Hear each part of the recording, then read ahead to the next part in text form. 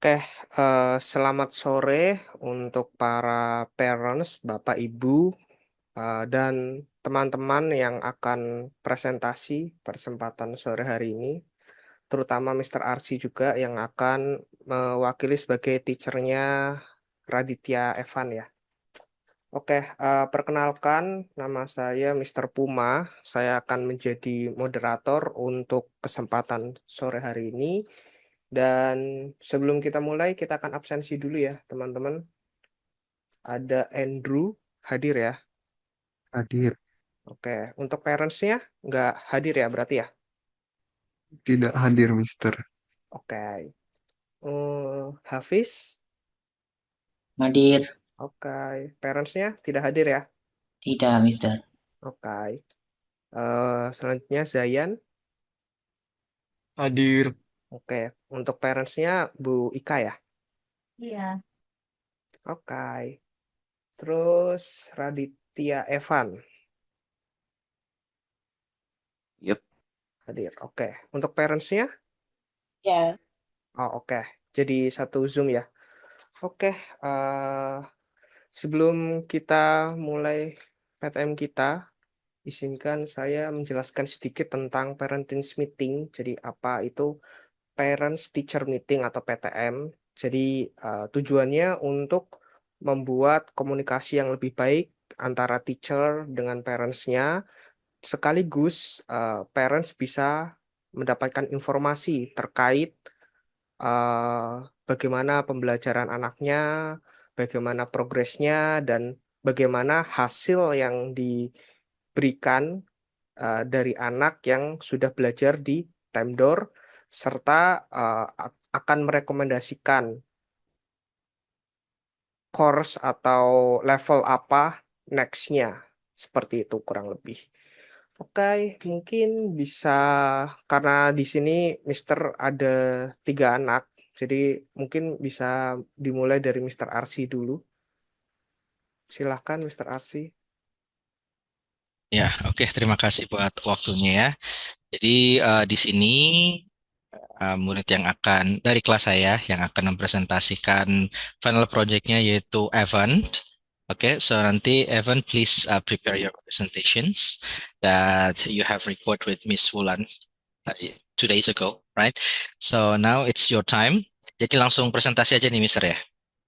Okay, so take your time, Evan. You can share the screen, and after that, you can present and show us the demo of your project. Oh ya, tambahan sedikit mungkin untuk teman-teman yang presentasi mungkin diharapkan untuk on cam ya, biar kita bisa saling berinteraksi. Thank you. Okay.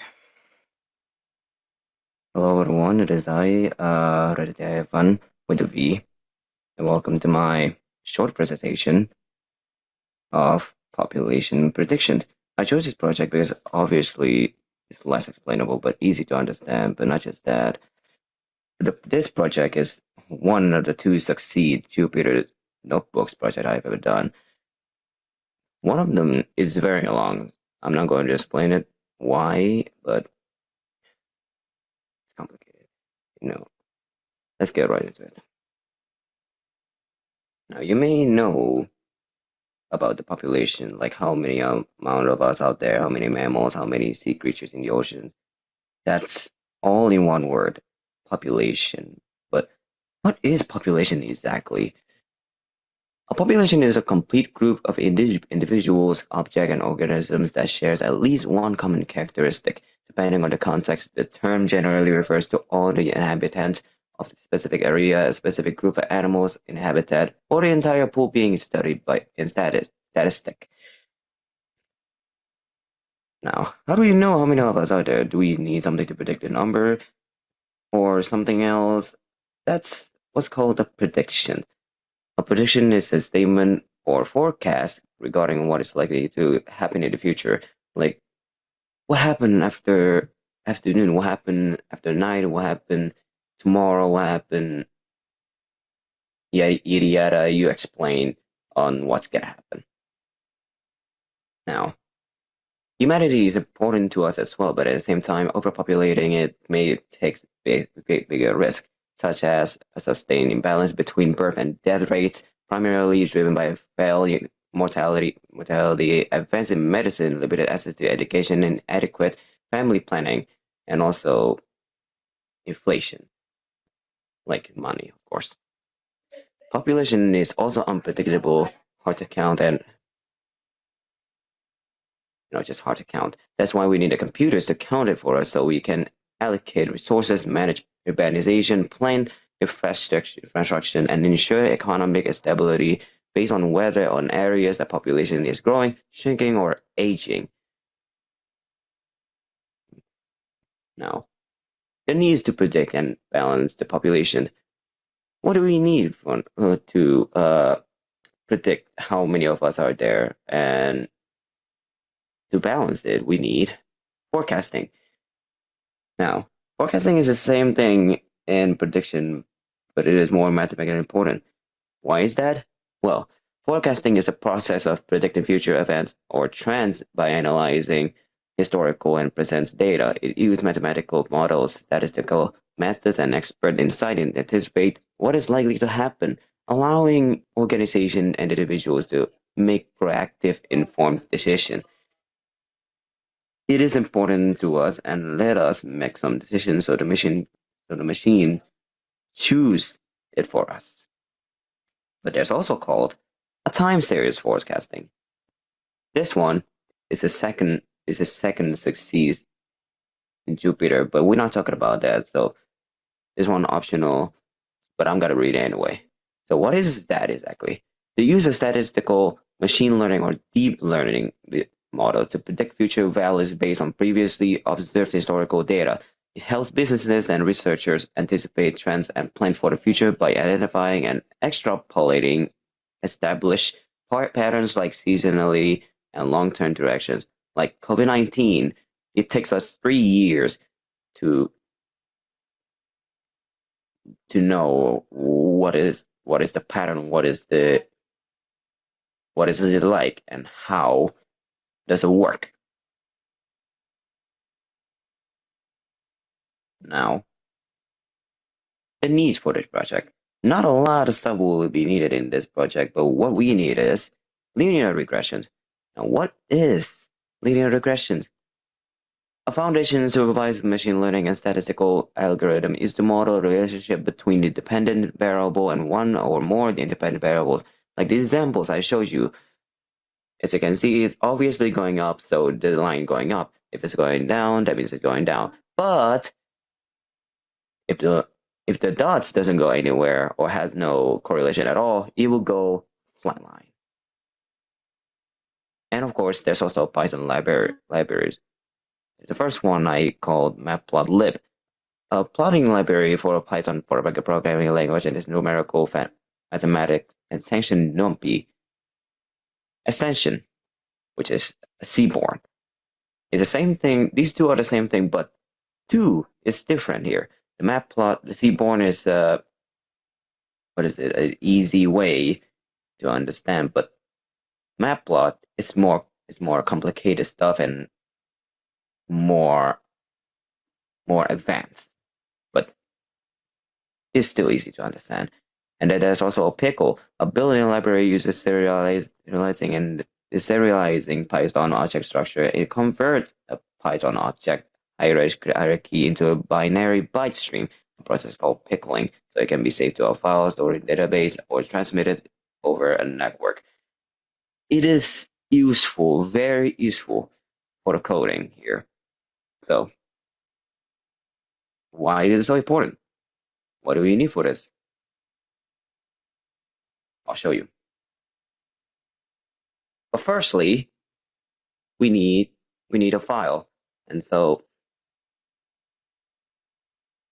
we got pandas to read it for us to know what's inside of it. And here we are through 1960 to 2020. The next one is we gotta filter the highest, and we gotta know which one is has the highest point, which one as the largest one yet. And so it filters all the lowest one and focus on the big ones, which is here. All the way down here. How do we know which one is the biggest one? Well, firstly, there's a bar plot here. So you know where it, so you know how, you know which one it is. Now, we need to focus on the population. Which one the population one? The population one is of course, this. But we only need to focus on the population itself. So how do we do that? We need to drop everything except the year and the population. And so here we are, all combination of all over the world, all into one. But there's also this one here. What is this called? This one is called a placeholder. A placeholder where the empty spot is unnamed, where it has been, you know what I mean. But we need to replace on what to name them. And so we need this. We need the world reset index, rename the number into a text. So we call it population. But we also need to add one. We need to add the year so we know what it is. We know what year that is. And so here we are. And here are some scatter plot. And this one, we need to know the X and the Y. Wonder why it is important? Well, it's right down here. So how do we know about the X world and the Y world? That's why we need to train test split. We need to train test because we need to know what to predict and how to know how much of us are there in that year. And here are the X train, and here are the Y train, the year and the population, which is split. And the linear regression right here. Now we get to the more important stuff. Now this one here, this is linear regression. More different than you thought. Well, yes, it is different. But these lines here are the dots. These lines are the dots. And that's how much we have. That's how much we have there. And here are some test data on how many of us are there now. And then some random stuff on the machine learning guessing on what year and how many of us are there, which is like this. So we put it here. It may get a guess on what year, and if they pick that year, it's gotta pick on how many populations are there too. I don't know why it's taking so long, but we get to that back later. Now here's the pickle one. Now I already did the pickle one on right here, the model PKL.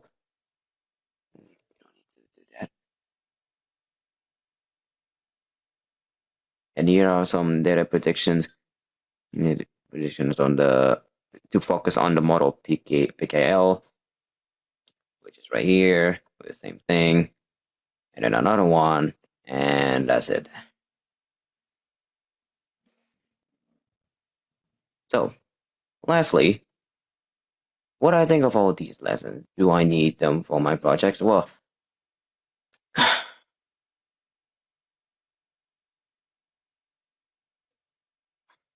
I don't know, to be exact. I do, well, for all of these, I think we need them because of our research and lack of resources, because we do now because of But for me, I don't need it because I'm mostly focused on something else and not just AI, but it is something else. It is something important and more human made, more man made than just this. And that's it. Thank you so much for watching this short presentation. Not a lot of stuff I could explain, but I hope you understand on what I'm saying. But much more importantly, thank you Okay, for thank teaching you. me coding and stuff. I'll be Thank you here so too. much. Goodbye. Okay, thank you so much, Evan, for your presentations. Okay, I think that's all, Mr. Puma. Ya, itu presentasi dari Evan terkait dengan project di machine learning ya, tentang population prediction menggunakan apa namanya machine learning. Ya, jadi ada proses training dan juga proses testing data di situ. Itu aja, Mr. Puma. Thank you. Oke, terima kasih Mr. Arsi. Mungkin bisa menyampaikan PTM-nya ke parents atau tidak perlu? Oke, jadi untuk orang tua Evan ya, jadi saya akan menyampaikan sedikit terkait dengan bagaimana performance-nya Evan ketika di kelas ya. Jadi bagi saya selama kurang lebih 32 pertemuan, Evan menunjukkan sebuah proses belajar yang mandiri gitu ya. Jadi setiap ada problem atau error, misalnya Evan tidak langsung buru-buru tanya itu, tapi dia itu punya apa ya kemauan untuk mencari dan memperbaikinya sendiri. Nah, ketika saya melihat ternyata sudah cukup lama nih dia cara handle errornya seperti apa. Nah, biasanya juga Evan itu langsung tanya ya kalau sudah terlalu lama nih dan kadang juga saya bantu untuk cari tahu errornya ada di mana gitu ya. Secara coding ya Evan sudah cukup rapi dan bahkan untuk mengerti bagaimana pengkodean di Python ya karena sedikit berbeda dengan di JavaScript di pertemuan sebelumnya. Nah, Evan sudah mulai terbiasa dengan hal itu. Jadi codingannya bagi saya dia sudah cukup rapi dari segi coding dan dari segi pemahaman konsep juga Evan juga sudah menunjukkan pemahaman yang bagus ya. Kita bisa lihat dari bagaimana dia menyampaikan apa yang sudah dia kerjakan terlepas dari ada beberapa kekurangan, tetapi itu tidak menjadi kendala utama, gitu ya. Karena yang terpenting adalah ketika Evan sudah masuk ke dalam konsep AI, Evan mengerti bagaimana AI tersebut bekerja, karena AI kan ada banyak jenisnya ya, dan yang saat ini sedang Evan presentasikan adalah jenis AI machine learning yang biasa digunakan oleh para data analis, data scientist gitu ya, untuk mengelola data di sebuah perusahaan. Jadi ketika tadi Evan bilang apakah saya perlu, ya sebenarnya Evan bisa saja gunakan ini untuk kehidupan yang lain-lain sebenarnya Evan ya terutama untuk nanti misalkan Evan mau masuk ke perguruan tinggi gitu ya. Nanti Evan bisa pakai itu untuk mengelola datanya gitu. Ya, jadi bagi saya itu saja masukan dari saya. Kalau di kelas Evan juga selalu on time untuk hadir dan bahkan menyelesaikan setiap tugasnya bahkan lebih cepat gitu ya sehingga kita ada proses untuk mungkin diskusi terkait apa yang sudah dia kerjakan sejauh ini. Itu saja Bu, mungkin ada feedback mungkin ada pertanyaan. Enggak, terima kasih. Ya. Oke, berarti tidak ada Bu ya. Jika tidak ada, saya kembalikan ke Mr. Puma. Oke, baik. Terima kasih Mr. Arsi untuk parents teacher meetingnya. Oke, mungkin dari tempat saya karena ada 3, jadi mungkin nanti saya akan gabungkan parents teacher meetingnya di akhir. Mungkin nanti bisa berurutan aja untuk presentasinya, dimulai dari Andrew, karena sama-sama AI. Terus nanti bisa dilanjut dengan Zayan, lalu nanti terakhir Hafiz. Gitu ya, teman-teman ya. Oke, mungkin bisa langsung dimulai aja. Andrew bisa langsung presentasi. Waktu dan tempat dipersilahkan.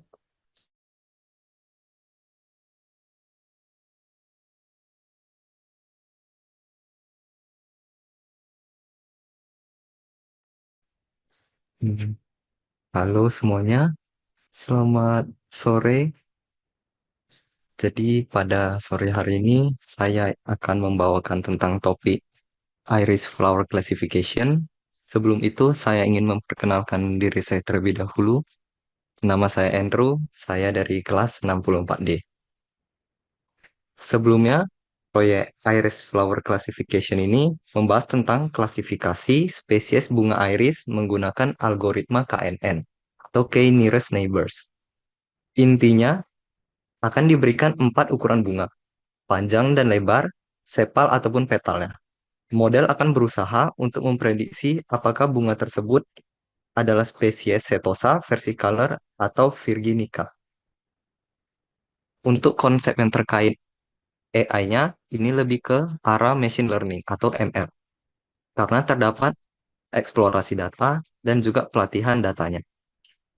Di sini dapat kita lihat, pertama dia akan mencoba membaca data dari CSV. Mencoba membaca data dari CSV di sini, semua datanya, lalu kemudian akan dilakukan pengelompokan menjadi 5 bagian, yaitu panjang sepal, lebar sepal, panjang petal, lebar petal, dan juga kelasnya. Hal ini dikarenakan karena terdapat 5 kategori data. Lalu selanjutnya kita akan mengecek apakah ada missing value pada data-data tersebut. Di sini dapat kita lihat hasilnya semua kosong, artinya datanya semua aman. Untuk yang terakhir, kita akan menghitung berdasarkan jumlah kelasnya. Di sini tadi kita sudah mengelompokkan kelasnya, terdapat 3, dan dapatlah hasil segini, 50, 50, dan 49. Lalu selanjutnya, untuk pelatihan datanya,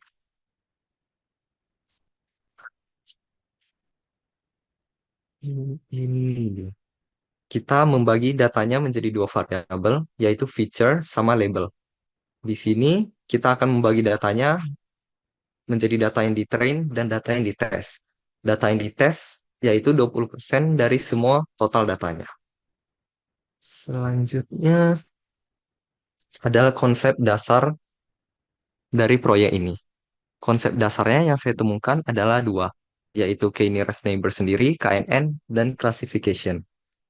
Classification ini adalah proses pengelompokan menjadi beberapa bagian. Kemudian model yang digunakan adalah KNN, juga sama. Prinsip sederhana dari KNN ini dapat kita analogikan dengan lihat tetangga terdekatmu, lalu ikutilah mayoritas mereka. Di sini artinya, jika kita lihat pada contoh gambar di bawah ini, jika sebuah data yang dimasukkan memiliki nilai 120, maka data tersebut berkemungkinan besar berwarna kuning. Lalu begitu juga jika 150, maka berkemungkinan besar data tersebut merupakan berwarna oranye. Oh iya, selain itu, terdapat beberapa parameter penting pada KNN ini sendiri, seperti berapa jumlah tetangga yang ada di sekitarnya dan juga berapa jauh jaraknya terhadap tetangga sekitarnya. Semakin dekat, maka nilainya akan semakin besar. Untuk pengembangan proyek ini sendiri, menurut saya, proyek ini dapat dideploy menjadi web app. Karena seperti yang kita ketahui sebelumnya, jika kita ingin menggunakan model ini, kita harus memasukkan nilainya secara manual di dalam tabel ini, kolom ini, sehingga dia dapat menghasilkan prediksinya sendiri. Jadi untuk seseorang yang kurang uh, baik dalam coding pun juga dapat menggunakan model ini. Dan yang terakhir, hal yang saya ingin pelajari selanjutnya adalah cara kerja AI. Baik secara latar belakangnya, di balik layarnya gimana. Misalnya, bagaimana cara AI bekerja bisa menjawab pertanyaan-pertanyaan kita. Ataupun juga bagaimana caranya AI bisa mengerti apa yang kita bicarakan. Mungkin segitu presentasi saya di sore hari ini. Terima kasih semuanya.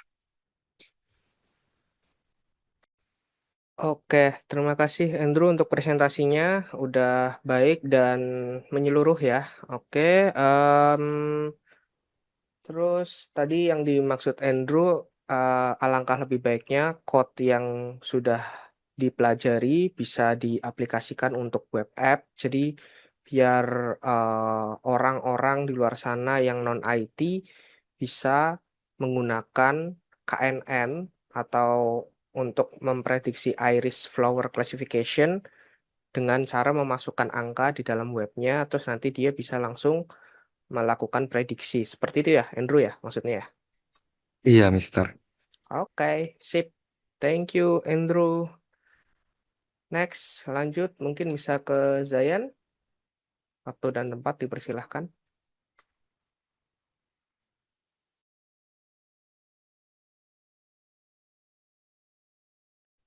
Oke, baik. Selamat sore semuanya. Sebelumnya, jadi di sini saya akan mempresentasikan proyek yang telah saya buat, yaitu website blog. Sebelum memulai presentasinya, alangkah baiknya saya memperkenalkan diri. Jadi, perkenalkan nama saya Zayan Novaisan, biasa dipanggil Zayan. Saya kelas 10 SMA dan saya berada di kelas 67B. Jadi, tipe website yang saya pilih itu adalah website blog atau lebih tepatnya website pribadi atau blog pribadi yang dimana melampirkan hasil proyek atau karya pribadi yang telah saya buat selama di Time Door Teens. Jadi mulai dari halaman utama atau main page, mulai dari bagian navbar di sini.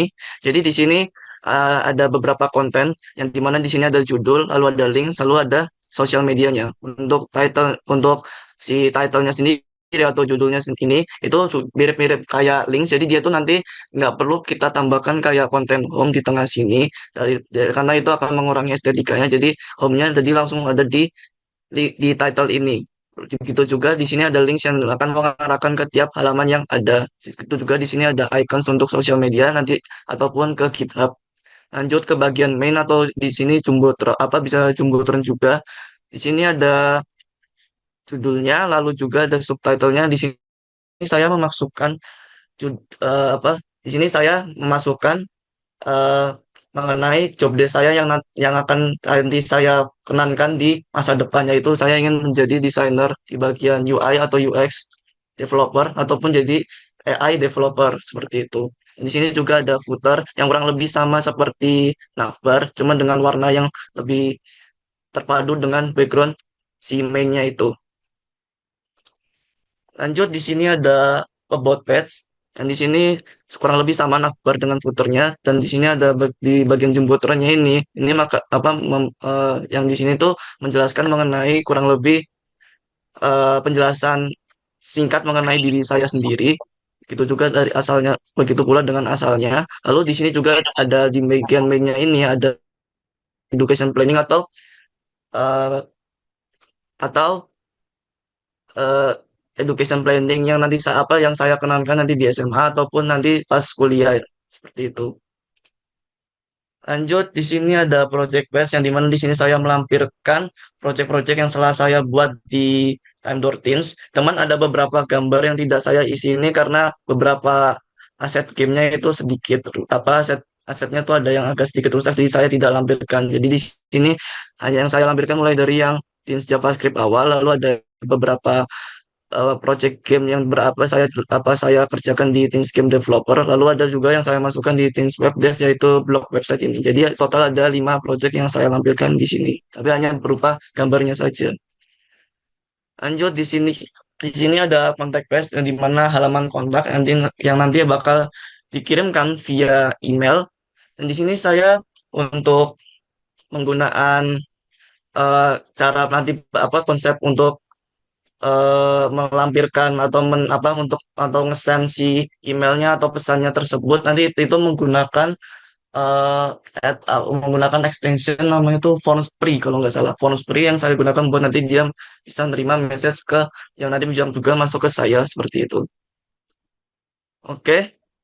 Dan habis itu kesan dan pesan saya selama belajar di Tandor untuk kesan saya dari segi desain sendiri improve untuk desain apa desain website di bagian UI atau UX ataupun improve di bagian pewarnaan yang lumayan cocok dan tidak begitu kontras. Dan pesan saya ke depannya saya ingin mencoba untuk lebih memaksimalkan eh, hasil memaksimalkan hasil di project ini juga ataupun nanti memaksimalkan skill-skill yang nanti bisa dipakai di masa depan seperti itu.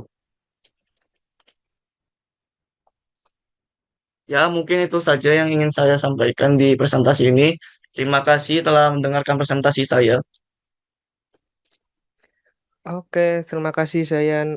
Mister ada pertanyaan kecil sih. Itu gambarnya Zayan gambar sendiri atau ambil gambar? Itu gambar sendiri. Oke, oke. Cakep sih gambarannya. Oke, mungkin ada sebelum lanjut ada tanggapan mungkin dari parentsnya Zayan terkait presentasinya, bagaimana hasil dia berprogres di web dev dengan menghasilkan sebuah website yang cukup simple dan elegan karena beberapa desainnya itu hasil karya gambarannya dia sendiri dan otomatis dia juga bikin codingannya secara mandiri. Gimana? Ada tanggapan mungkin dari orang tuanya? Halo. Selamat sore, Mister. Ya, selamat sore Bu. Eh, menurut saya sih sudah ada perkembangan yang cukup bagus lah buat eh, untuk apa Zayan ya. Saya ini soalnya saya kurang kurang paham ya dengan hal-hal yang berbau dengan coding dan semacamnya karena bukan di bidang saya. Tapi menurut saya sih sudah lumayan peningkatannya cuma lumayan bagus lah karena apa ya jadinya. Cuma mungkin masih kalau kalau untuk segi desain memang untuk Zayan agak kurang. Mungkin apa ya dia uh, untuk bidang desain itu kan dengan art ya lebih banyak ke artnya. Nah untuk art ini memang Zayan uh, apa ya agak sedikit ada sedikit kurang untuk kemampuan untuk artnya. Seperti itu, Mister. Jadi mungkin harap dimaklumi aja mungkin untuk kayak semacam tapi untuk warna pemilihan warna sudah agak peningkatan soalnya sewaktu dulu itu waktu waktu masih dengan Mister Gatra itu warnanya masih monoton Zayan itu kalau membuat presentasi seperti itu waktu itu. Tapi sekarang sudah lebih baik lah istilahnya ada peningkatan seperti itu, Mister. Kayaknya itu aja ya. Oke, terima kasih Bu atas tanggapannya. Oke, menurut saya sih untuk gambarannya udah oke sih karena jarang ada anak yang bisa menggambar seperti itu. Belum tentu saya juga bisa gambar seperti itu. Walaupun gambarnya terlihat simple, tapi cukup lumayan terlihat hidup karena ada bayangannya. Terus dia ada arsirannya dan lain sebagainya. Menurut saya sih udah cukup lumayan oke dan desainnya bener simple dan elegan seperti yang Ibu katakan. Oke. Terima kasih. Oke, lanjut ya teman-teman ke yang terakhir ya, ke Hafiz. Waktu dan tempat dipersilahkan, Hafiz.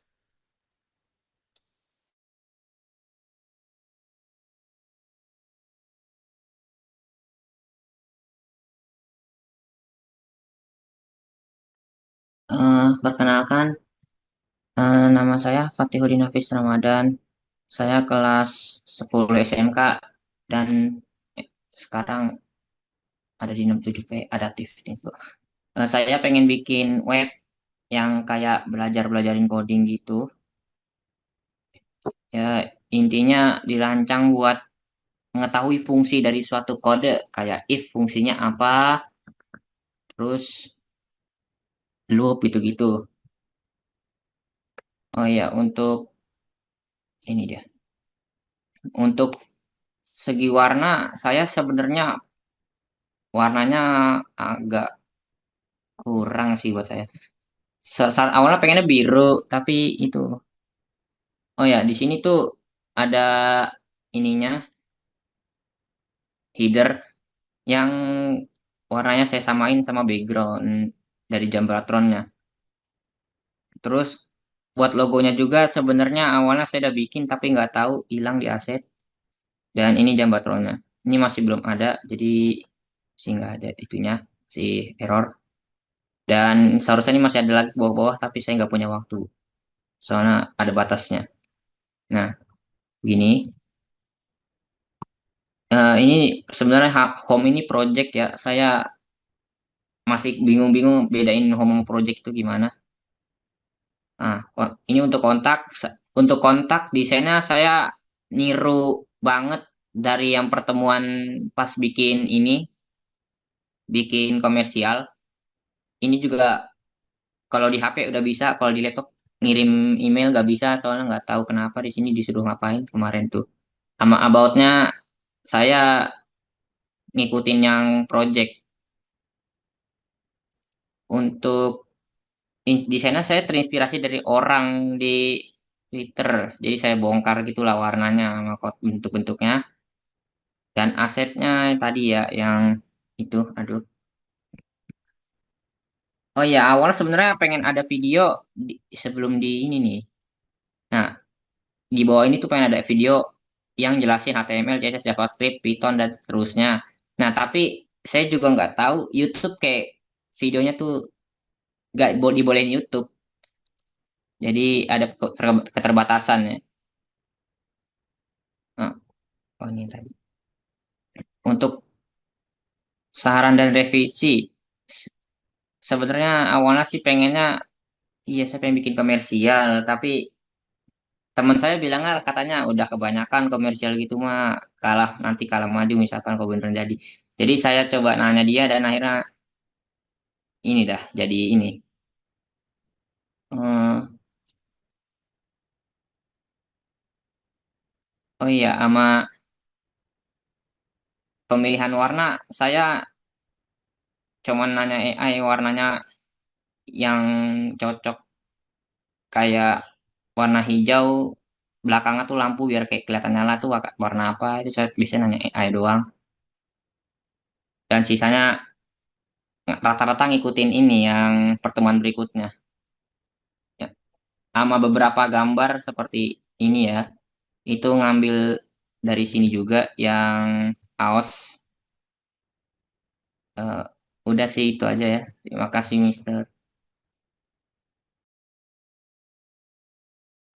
Oke, terima kasih Hafiz. Oke, untuk desainnya Mister suka kok. Jadi kalau Zayan mungkin light mode-nya atau mode terangnya, kalau Hafiz dark mode-nya, mode gelapnya.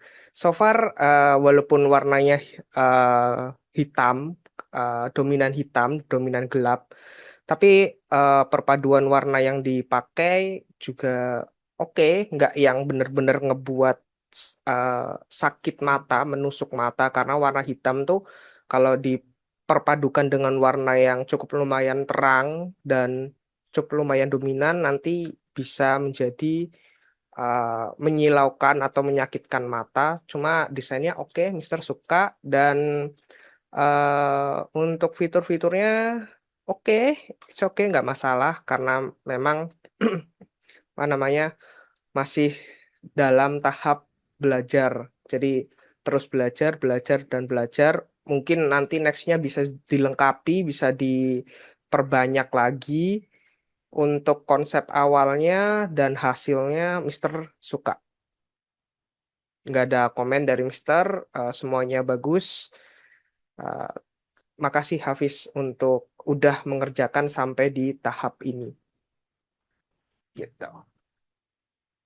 Sama-sama Oke, Mister. oke. Sekarang izinkan Mister untuk present ya terkait PTM-nya.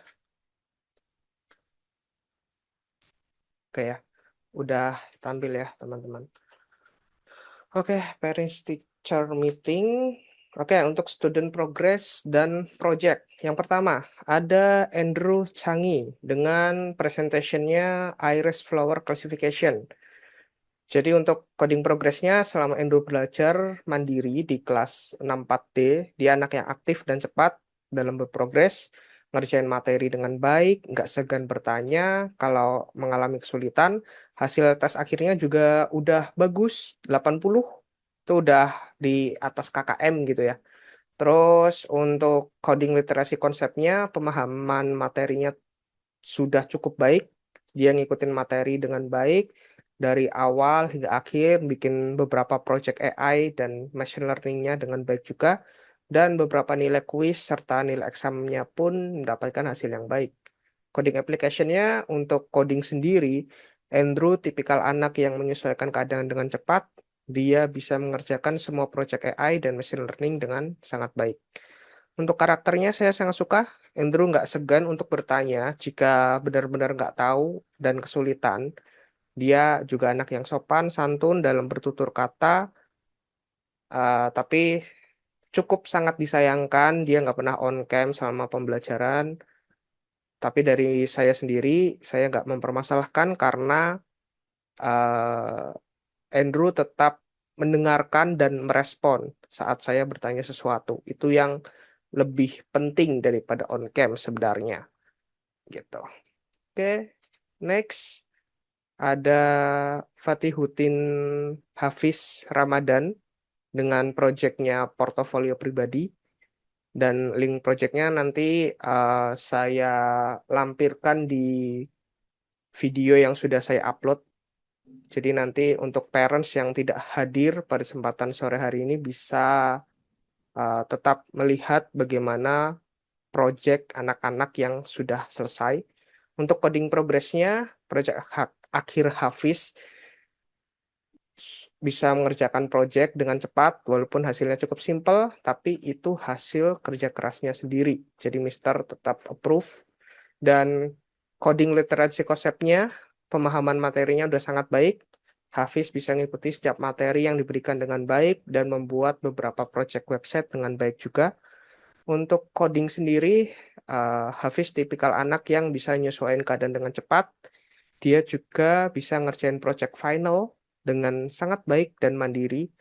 Project akhir yang dia presentasikan hari ini merupakan hasil nyata dari pembelajaran dia selama di kelas web developer. Terlihat simpel dan elegan. Untuk karakternya, saya sangat suka. Hafiz selalu memiliki inisiatif bertanya saat dia benar-benar nggak tahu dan kesulitan.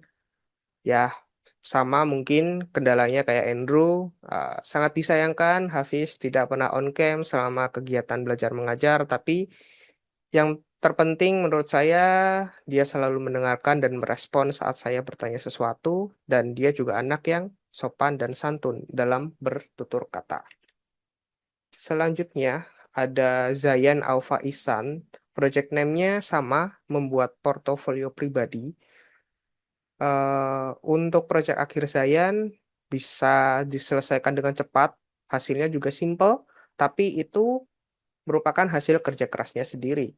Untuk pemahaman materinya udah sangat baik, Zayan bisa mengikuti setiap materi yang diberikan dengan baik dan membuat beberapa project website dengan baik. Untuk coding sendiri, Zayan tipikal anak yang bisa menyesuaikan keadaan dengan cepat juga.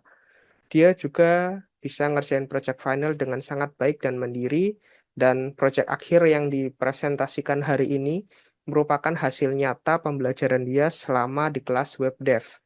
Terlihat klasik, simple, dan elegan. Untuk karakternya, di sini Zayan anaknya cukup pendiam dalam kegiatan belajar mengajar. Dia jarang bertanya tentang materi. Awalnya saya bingung, saya takut kalau Zayan itu tidak bisa mengikuti materi, tapi melihat dia mengerjakan final project dan mempresentasikannya hari ini dengan sangat baik, artinya dia paham materi yang disajikan, dan kendalanya mirip-mirip kayak sebelum-sebelumnya, nggak pernah on cam, tapi it's okay, nggak masalah, karena dia selalu dengerin dan ngerespon saat saya bertanya sesuatu. Dia juga anak yang sopan dan santun dalam bertutur kata.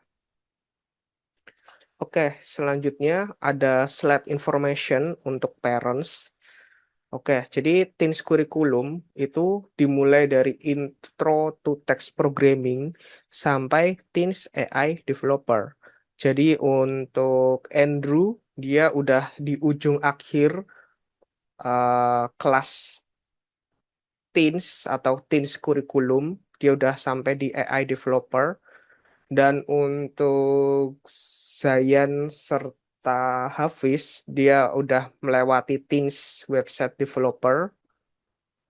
Dan tentunya Zayan dan Hafiz Mister merekomendasikan untuk lanjut ke Teens Mobile Apps Developer. Jadi the next level recommendation-nya di sini ada Mobile Apps Developer untuk Zayan dan Hafiz. Jadi goals-nya siswa belajar membuat aplikasi mobile dengan React Native atau JavaScript dan belajar penyimpanan data pada database. Di sini pakai Realm. Terus pertemuannya akan ada 48 kali pertemuan, reportnya akan ada 3 setiap 16 kali pertemuan, dan platform yang dipakai adalah React Native, itu sebagai frameworknya. Lalu ada Android Phone, maksudnya HP siswa saat ini, HP yang dimiliki oleh siswa saat ini, atau bisa menggunakan emulator Android jika memungkinkan, dan menggunakan Visual Studio Code untuk pengkodeannya. Lalu untuk Andrew, karena dia udah sampai di ujung teens kurikulum, disarankan untuk lanjut ke Temdor Academy Pro. Nah, apa aja sih yang dipelajarin di Temdor Academy Pro? Jadi goals-nya tuh ada 3. Dia bisa mengembangkan front-end website dengan menggunakan framework Vue.js. Terus bisa ngembangin front-end aplikasi mobile dengan framework React Native. Dan pengembangan back-end dengan PHP dengan PHP dan Laravel. Oke, jadi jadwalnya 90 menit per sessionnya dan 2 kali per week. Jadi wajib 2 kali per week. Terus di sini disarankan agar masuk ke front end terlebih dahulu. Jadi nanti front end web Vue.js selama 4 bulan dan final project-nya itu 2 bulan. Terus nanti lanjut ke apps, baru nanti ke back end. Nah, perbedaannya apa? Teens program atau kurikulum program dengan Temdor Academy Pro. Jadi kalau front end web udah jelas bikin website dengan uh, framework Vue.js dan menggunakan database real time yang uh, dinamakan Firebase. Siswa akan membuat website sesuai permintaan sebagai project final atau final project. Kalau yang mobile apps jelas membuat aplikasi mobile dengan menggunakan framework React Native dan REST API. Kalau yang backend, dia akan lebih berfokus belajar ke bagian belakang atau ke bagian database dengan pemrograman PHP atau dan framework Laravel. Terus goals-nya diharapkan setelah menyelesaikan kursus untuk Academy Pro, siswa bisa membuat portofolio secara profesional yang bisa dipublish untuk menunjang siswa ke depannya.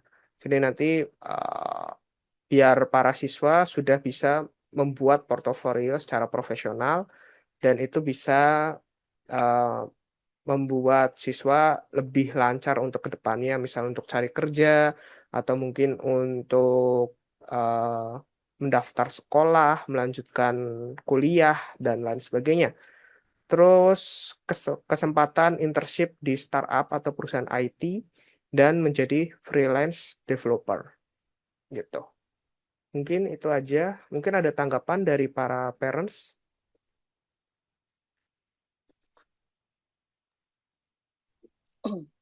Mister,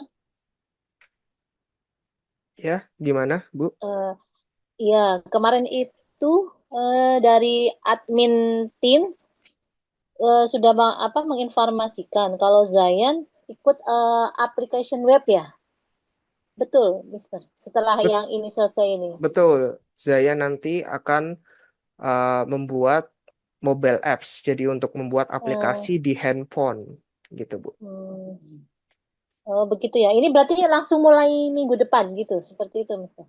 Eh, untuk detailnya mungkin nanti bisa tanyakan ke admin, apakah sudah mendapatkan teachernya atau belum, karena nanti akan berbeda teacher lagi, bukan dengan saya, Bu.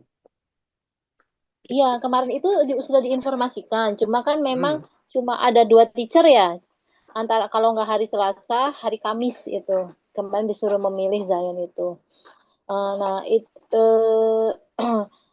itu nanti setelah itu maksudnya itu ini level level akhir di Teams ya, berarti Mister. Yang application web ini. Untuk yang application dia level 2 terakhir, Bu. Jadi nanti setelah Oh, bikin mobile apps dia akan masuk ke heeh. AI developer. Oh gitu. Ini berapa lama jenjang untuk level application webnya ini? Untuk application sendiri ada 48 materi, tapi karena Mhm. ini kelasnya kelas adaptif, jadi tergantung Iya. Zayannya. Oh Se- begitu ya. seberapa cepat dia bisa belajar Mhm. dan beradaptasi. Mhm. Oh begitu ya. Ya, Hmm.